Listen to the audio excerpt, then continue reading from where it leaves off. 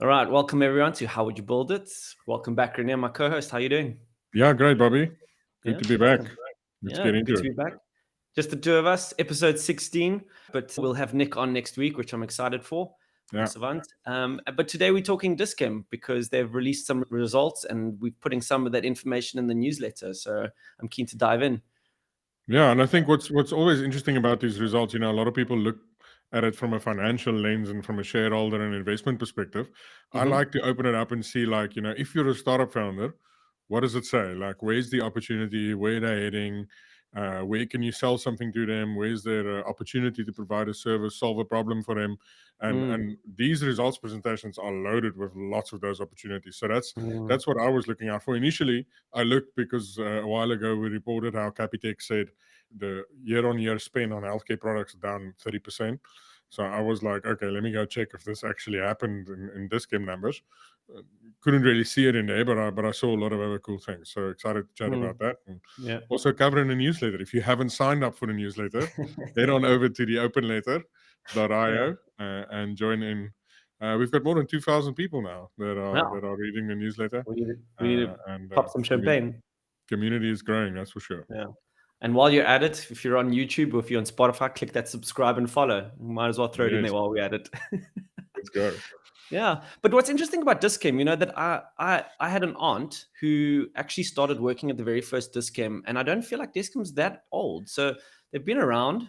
I mean, Mm. it's not like they were yesterday, but from your clicks and your other big name brands in South Africa, I feel like Dischem's still relatively young. But when they got big pretty quickly, and all of a sudden they were everywhere. I mean, did you experience the same thing? Yeah, really. They grew really fast, and I think they've got 258 stores now, which is quite big. Revenue wise, they not quite as big as Clicks, but they're getting there. I think they're 32 billion, where Clicks is around 40 billion. Mm, So they're definitely catching up, and they seem to be popping up everywhere. Like mm, Stellenbosch, where I live, they just bought 3 pharmacies and rebranded all of them. So we went from 0 discounts to 3 in a matter of a few months. So yeah. so definitely rapidly expanding. Yeah. So if you look at those results, right? So they give you, and we'll obviously share some nice things and graphics. But if you look at all of those results, what would you contribute to their biggest moves? Like, what was the biggest kind of contribution to its revenue growth and building up its financial position where it is today? So I think growth by acquisition is a big strategy of them. So they buy these smaller groups of pharmacies. Like Stellenbosch was a group of pharmacies, 3 pharmacies owned by the same Mm, people. They bought all 3 of them, and then they rebrand them as Discoms. And then, where the real power lies of this is the fact that they've got wholesale and retail, right? So that the group is made up of 2 businesses really. So retail is what we know. We go into a Discount pharmacy and we see the stuff there, but wholesale is actually the supplying of all of the stuff that they sell in retail. So they do actually supply some pharmacies or some shops that aren't Discoms, but the hmm. majority of wholesale's business is intercompany, is towards retail. So, Okay. when they buy an independent pharmacy group or a small pharmacy, they can immediately get wholesale to supply and immediately up the margins, I'm assuming, because they buy in bulk. They've Mm, got that bulk buying power, and then they bring mm, that to their specific pharmacy, and then all of a sudden there's a massive upside. yeah. So I think that's the first thing. The second thing is they've got extremely successful loyalty program. If you've ever been to a Discount, the equivalent of "Hello, how are you doing?" at the till is, "Do you have a Discount card?" I'm like, "No, I'm fine, thank you." So, do you have a Discount card? Do you have a Discount card? And they really Yeah. program that into the people. Yeah. But it works. I think they've got 7.8 million people that have signed up for Discount cards. Mm, Now, if you mm, think about it in terms of the consumer market, the kind of people that would buy at a Discount, that's mm, quite an impressive number. Like, I mean, it's mm, more than 1 out of 10 people in South Africa. If you think South Africa is 60 million people, but I mean, a mm, lot of it is kids and people that would never actually buy at a Discount. So it's mm, most likely 1 out of 5 people that would potentially buy, maybe even less, at a Discount is signed up and have got some profile data on them, and mm, they see transaction data. They can see what they're yeah. buying, right?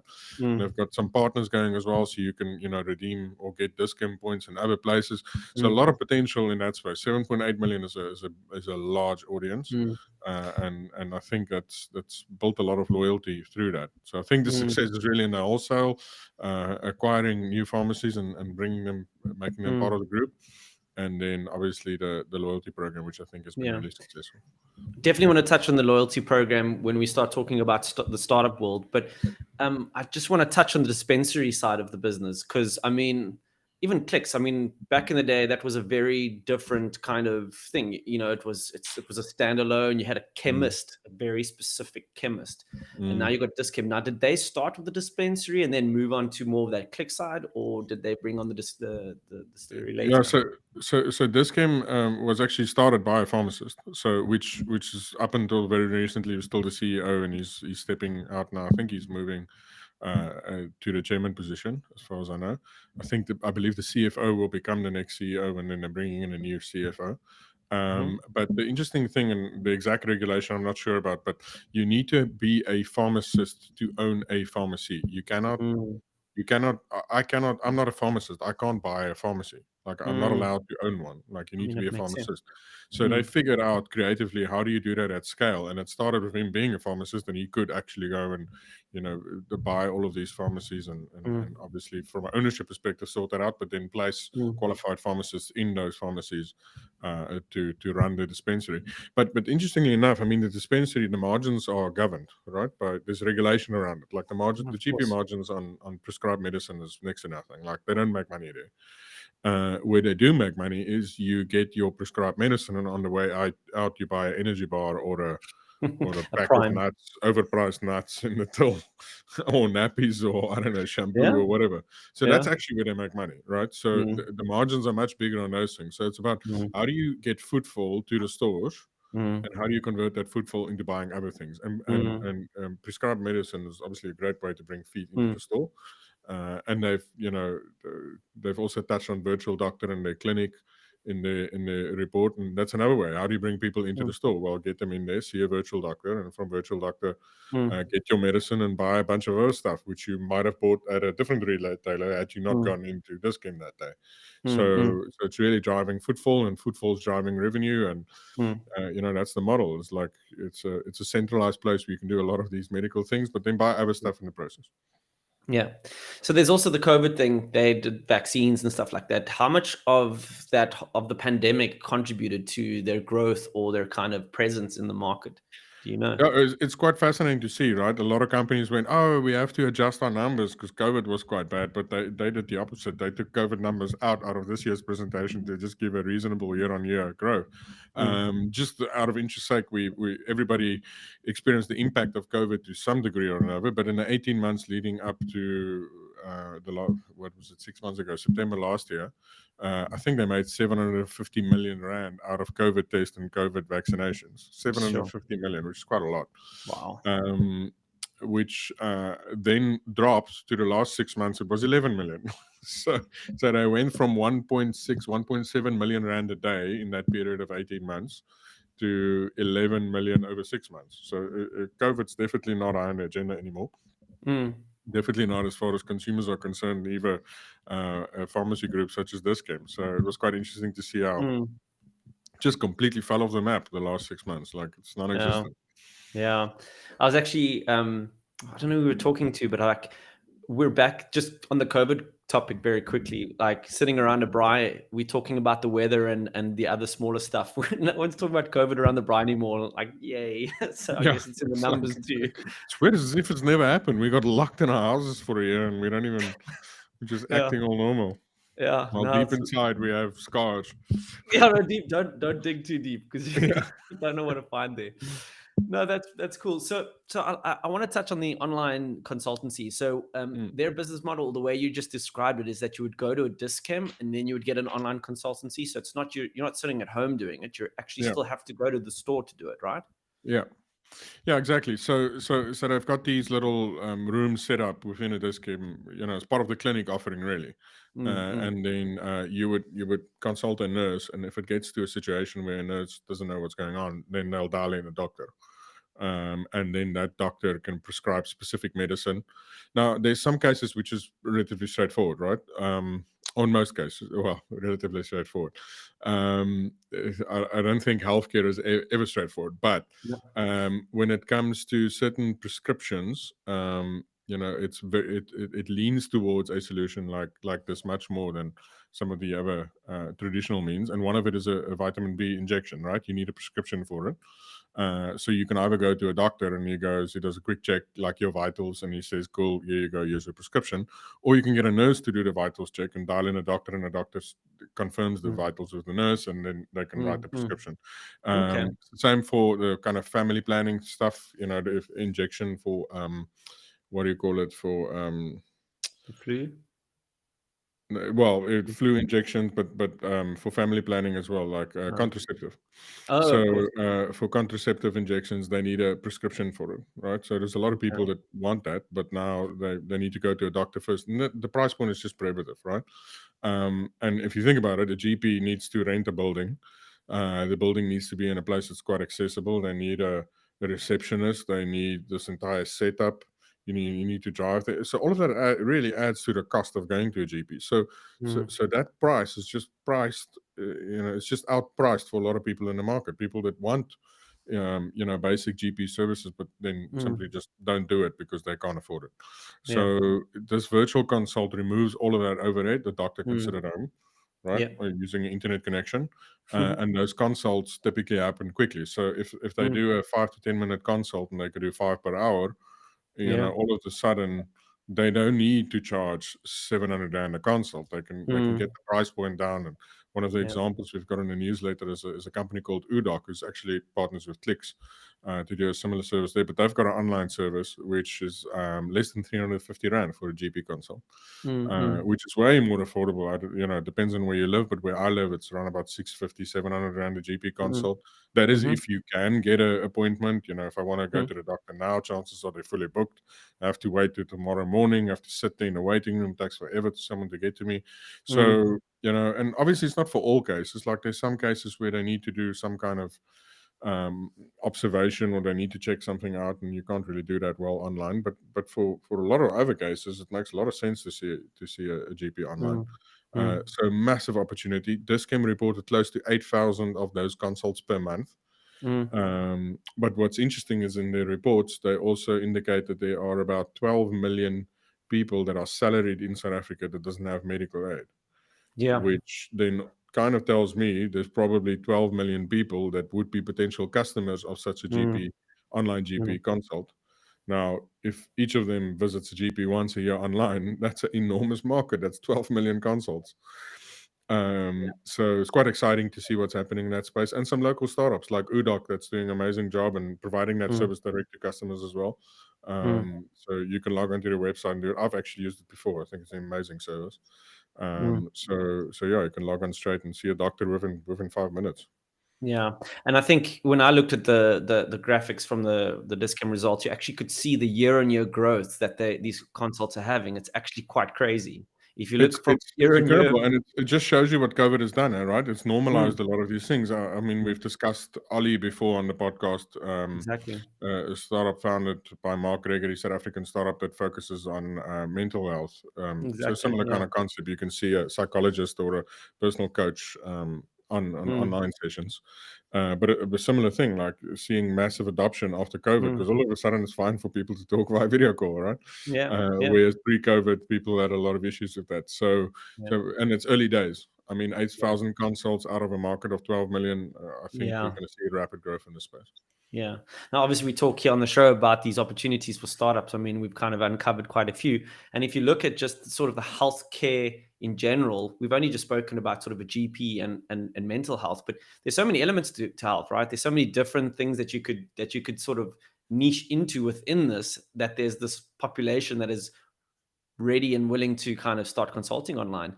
One of the first things that I thought about, so one of my very first jobs was actually working for a doctor, and he was trying to do, it was also a startup, and he was also trying to move into the blood tests, doing that online. Long story, Mm, but you could get your results sent online, so you didn't have to wait because there's these cars driving around sending the results over. And it got me thinking about regulation. So if you're thinking mm. about with blood results, it's confidential. You can't just be releasing that stuff out there. If you're sharing stuff with doctors and nurses and stuff online, surely there's quite a lot of regulation, red tape sitting around the corner there. And then it also touches on the subject of cybersecurity, right? So Yeah. sure, you get your stuff encrypted and all of that, but if you've got somebody that knows what they're doing, they're going to tap into a world of something that's supposed to be very, very confidential. Yeah, so that's one of the primary concerns with that space. So I mean, as it develops, it's going to be a front and center of how it gets built out. So security is going to be front and center as they build out these solutions. But I think what happened in COVID, specifically around regulation, is regulators realized that online consulting is going to have to become a thing. Like, Mm, maybe we're stuck exactly. in this pandemic forever. So there was a lot of progress on that front, and also on the medical aid side, they quickly figured out all of them now have codes for doing an online consult. And the reality is, online consults really have been taking place for some time now. If you have a GP, like your house doctor, which Mm, and let's say you need a prescription for recurring medicine or some chronic medicine, it was quite common to WhatsApp them or phone them and go, "Hey, can I get that?" And then they'll have a bit of a chat and just do a general check-in and mm, and write your script for that, right? mm, So this is actually evolution of that. It's actually probably better healthcare because now, there's actually a video call, there's actually a consult, there's a bit of a check-in which is much more structured. mm, And also the data gets captured in a specific way, which builds up a record of that specific patient over time. mm, So there's a lot of mm. that stuff. But yes, it does Yeah. generate a lot of data. It does generate potentially sensitive data, which Mm, needs a high level of security. And I think that's definitely something going forward that all of yeah. these companies would have to be sure they check those boxes. Also, what's quite exciting is when AI is going to start playing a role in the space, right? Yeah. The reality is, so Africa, according to the World Health Organization, is not nowhere near the amount of prescribed medical professionals per, I think, 100 people. I think Mm, you need 4.7 per 100 people or something like that. mm, mm, mm, We're not hitting that mark. You don't train doctors overnight. You don't get doctors overnight to go to remote places where the healthcare is mhm, required. It's not going to happen. mm, Maybe 10, 20 years from now, we could get there, but for now, it's not going to happen. The yeah. reality is the healthcare challenges of these people ain't going away. So Mm, if we can start using technology to scale the amount of work that one healthcare mm, worker could do, mm, and using technology like this, but also augmenting it with something like AI to improve the quality of diagnostics and mm, and just the speed at which healthcare professionals can do this and the mm, quality, then all yeah. of a sudden we could look at something that could be a really good Yeah. a stopgate until we get to a place where we can have Mm, the sufficient healthcare professionals for Africa. So quite excited about that, and this combination of using technology is not that modern, mm, video calls. We've been yeah. zooming for years, but together with AI, I think we Mm. can see some massive impact in that space. There's another element that we haven't ever really spoken about, and there's something that Discovery and I think Momentum do it. But when we're talking about insurance, we talk about wearables, right? Smart Yeah, watches that are collecting a lot of data about ourselves and our health on a daily basis, right? I mean, if mm, you had to match that with, your Discovery, and your doctor could actually have access to see, what's your heart rate's like, do you have a regular, because an Apple can actually see the your heartbeats and see yeah, if it's regular or not, right? I mean, what other data could our watches, our wearables? I mean, we've got rings these days that can sort of track data. yeah. Cyclists that wear these vests that are picking up all sorts of things. Now, I'm not feeling well. Check out all my data. Here I am. I mean, I think there's also huge opportunity there. Plug in AI, plug in kind of all this information that's coming in, and Yeah. you've got the doctor's got a lot more information about their patient. Well, they can actually like mine your sentiment on social media and figure out if you're getting more negative. I think that's probably also already Don't go happening. into my Maybe, Twitter, please. who knows? Just move your phone away. Zuckerberg's listening. So yeah, I mean that's been going for years, right? So there's a company that was originally set up a team here in Stellenbosch. I think they're now London based, called LiveQ, and they've That's been it. working on Life this tech for years. Mm, And around what does the data that we track say about different things, like you know do we have health conditions, or mm, mapping vital signs to health conditions through wearables that we wear. mm. I think one of the more modern things, there's a local startup, I think they're called Biocertica, and they're based in I've heard Paul. of them. And they basically they get your DNA sequence, and then based on that they give you all kinds of insights into what kind of food you should rather eat, Oh. Mm, exercising, what kind of exercises work better mm, for your profile, etc. So that's a new startup. They're doing quite exciting things, and it's quite interesting to see them develop their methodology of understanding what a certain uh, data points in DNA actually say in terms of how one should live and eat and mm, act mm, and train. So that's almost an evolution of this. So we started with smartwatches, but now we're analyzing DNA to figure out mm, how to live better. mm, Actually mm. saw on Instagram today there's a guy called Brian Johnson who's trying to slow down aging. He's doing some really interesting things, like Yeah. trying to reverse the effect of aging. I don't know if you've seen that, Bobby.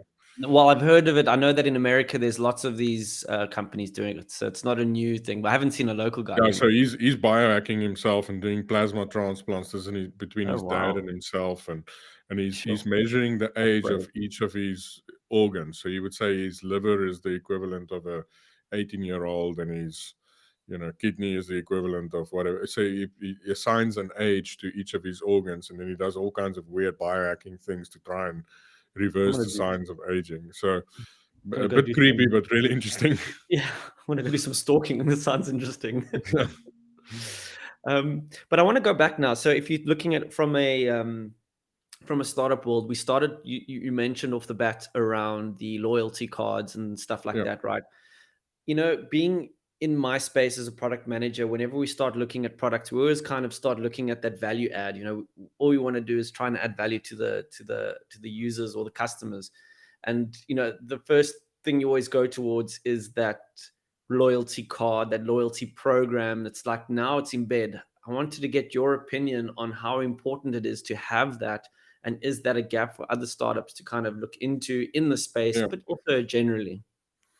It's fascinating. Years ago we did work with Shoprite, and there was this Y code that you could redeem for certain products, and the CEO at the time was, they said we'll never do a loyalty program. The loyalty is in the fact that our prices are the cheapest, right, in the Shoprite Hmm. group.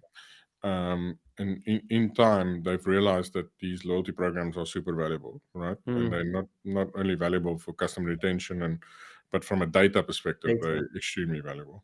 Mm. So, and that started out as a something in an app that can be redeemed. Eventually, it became a card, right? Yeah. And it's funny. I live close to a spa, and they also started this loyalty program was based on your mobile number, right? But now they've also moved to a card. So, which is 2 weeks ago. So now Just you get a can link card. up, just get a card, right?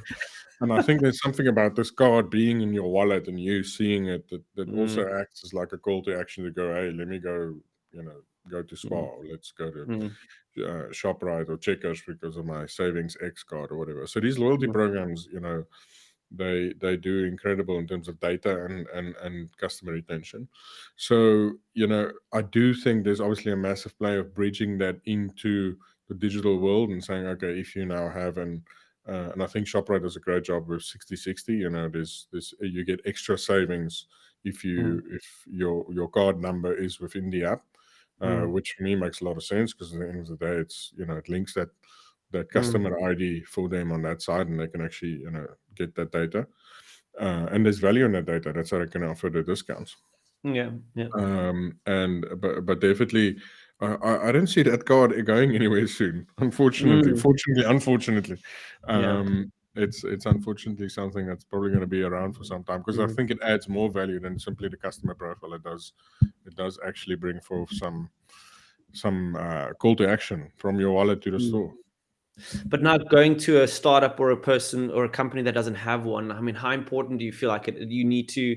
Okay, let's go with a startup because they've got limited runway to build stuff. Loyalty program isn't as easy. I know that there are plugins and stuff that you can Mm. use, but nonetheless, it's still an extra expense that you need to do and hope that it pays off. I mean, so do you think that it's something that startups should So should look into no, for? I think these things work at scale, right? So they don't work in small audiences. They work when you have 8 million people using it, right? Because the Okay. data only becomes useful Mm, within the context of some other data you have, right? So mm, if I have Bobby as a loyalty member and I see he buys this or that, it doesn't say too mm, much. But if I see mm, 500 profiles of people of similar demographics like Bobby, and I can see the differences in spend, then all of a sudden it starts giving me Then it interesting data. becomes valuable. So it's not really valuable in a small scale. Mm, So it's not really something I would pursue as a startup. okay. But it is something at a later stage in terms of retention and growth and Mm, data. It becomes valuable when you're big. mm. Yeah. So kind of know that it's on the roadmap, but don't focus on it. Yeah, I think the modern way for startups to go about it is kind of get a cult following, right? So how do you do something unique? So if you think about um, you know s- how influencers are launching brands and businesses, right? They've got this Yeah. cult following, and now they're Mm, launching this product, or they're launching a company. They don't need a loyalty card. The loyalty is yeah. towards that person who's involved Yeah. behind it, Yeah. right? That trust factor. Um, yeah, the trust factor that goes with that. So if you are a startup and you want that same effect of the loyalty, you're probably much better off building loyalty through a network, a social network, or a brand, your personal brand, or through YouTube, or one of those channels, Mm. and then utilizing that to actually get the loyalty on your product or your service. Mm, mm. Yeah. So looking at opportunities within the space, I think the one threat. I mean, I actually feel like I need to read more about it. But the NHI. So just going back to Dischem and this whole consultancy and being in this kind of industry and trying to take advantage of an opportunity. What kind of threats do you think the potential NHI? I mean, first of all, do you think NHI is going to become a reality? Do you think they'll ever actually implement it? Sure. Well, let's be honest, right? There's a large segment of the market that needs better healthcare, right? And No private doubt. healthcare is just getting more and more expensive, even for people that Can supposedly afford it. have the income to spend on it. Like it's just getting out of hand. Mm, I don't think the medical aid model is long term viable even to pay for the level of private healthcare. And if you think about it, right? Let's just break it down. So we pay for medical aid, right? So you pay Discovery a fee per month, right? Or hmm Momentum, or whoever you go with. So that hmm company has a model of which it will, cover the risk and pay out, but it has shareholders and it's a listed company and supposed to, bring forth earnings, right? So it's supposed to make a profit. So there's a profit margin on that fee that you pay per month. hmm They typically pay a hospital group that is also listed, that also has margins. Okay. Mm, And then they pay pharmaceutical companies that are yeah. also listed and are also making margins. And then, in this whole setup, there's like 4 or 5 people taking a margin, right? So at Mm, the end of the day, healthcare is probably 10 times more expensive than it's supposed to be. then it should be. Right. Yeah. Never So thought so about it like that. philosophically, if we think about it, like what is healthcare? Healthcare, Mm, some would say it's a human right, right? And some would say no, parts of it is a human right, and the other part of it is a luxury, right? mm, Now, if we see it as a human right, then fundamentally we need a different healthcare system, because this private healthcare mm. system is not Broken. doing Mm, justice to that philosophy. mm. I just Okay, know so a lot that's of that's doctors that are scared of it. I mean, my stepsister's left the country already. She was a doctor. She's gone. well, that's the thing, right? The proposed legislation that's on the table just looks, a bridge too far. Mm. I mean, and let's be honest, without getting too negative, we can't even get electricity to the hospitals. I mean, how are we gonna? Let's So not get anyhow, negative, and then so, you say electricity. so the electricity has negatives and positives. In our case, just more negatives. Yeah. Um, so yeah, NHI in terms of pharmacy model, I think there's definitely going to be some impact. Mm, I mean, they haven't been making a lot of margins on medicine mm, anyway. yeah. So yeah, it remains to be seen when and if that ever happens. But Mm, is there a new model needed? Absolutely. yeah. All right, and to slowly wrap up, I think when looking at Discom and its results and looking at the whole kind of industry, you say there's a lot of opportunity for startups, a lot of opportunity for businesses to take advantage of the industry. Where do you see Yeah. it? We've had Carl from Easy Equities, who has his own insurance company. Do you think insurance is what plugs well into this, or is there something that you could take advantage of that Discom's already doing, but you could do Yeah. better? So I think a few things. Well, two things primarily. So I think firstly, footfall. So they've got a lot of footfall, right? And they've got Mhm. 7.8 million people on that have discount cards, right? So if people come in stores, they're in the market maybe for an insurance product or some financial service, and you launch it out of that, that could be quite interesting. Um, I doubt they'll necessarily go for this, but I mean, they could launch a bank out of this, right? So Hmm. they've got this customer base. They've got a lot of loyal people. It could be something that they could go after. Insurance products is a low hanging fruit that might probably not be too difficult to do. So, from a startup perspective, if you have a really innovative product that could service the 7.8 million people that have Dischem cards, and it's easy to sell in a retail environment, Hmm. there's a conversation that they'll probably have Hmm. to look at that. I think the other one that is really interesting is just looking at the e-commerce numbers. So the e-commerce, whilst you can't do prescription medicine by e-commerce, the regulation's Hmm. not ready for that. You can obviously sell all the other stuff in the store, right? And the e-commerce has grown substantially. I think year on year it's grown 15%, which is Hmm. nice to see. But just putting in the context, sometimes we think about e-commerce, we think, oh, this is so awesome. But just putting in the context, they Hmm. do about 400 million a year in e-commerce, which is Dischem. the equivalent, of about 3 to 4 stores, retail stores. Okay. Uh, Out of 258 stores, that's quite small. That is tiny. It's not big. Mm. So space to grow in e-commerce, that's for sure. But I think something that's also very interesting is often these people look at it and they go, ah, 4 stores versus 260, in size in terms of revenue. Then they don't put as much effort into e-commerce, which opens up a space for a e-commerce native play to really disrupt in that space, Mhm. right? Because you're going to be focused, you're going to be narrowing down on it, Mhm. you're going to Yeah, give it full exactly. attention. So there's an opportunity there. If you see a big retailer not taking e-commerce too seriously, which by the way, I'm not saying this game's not taking it seriously. I can just Mm. understand from a strategic point of view The that it's not bricks going and to get mortar. the same attention as the 258 stores because Yeah. they're just substantially bigger. So, Mm. so there's an opportunity in itself. The other thing that was quite interesting, they said their cost of delivery is 4.6% of revenue, right? Which means they spend roughly 18 to 19 million rand a year on delivery fees, right? Mm. So if you're a startup, and one of the examples we used is Loop that tries to solve the traveling salesman problem by optimizing routes for deliveries. Mhm. If you can take a few percentage points off the delivery cost, you can make quite a bit of money per customer, right?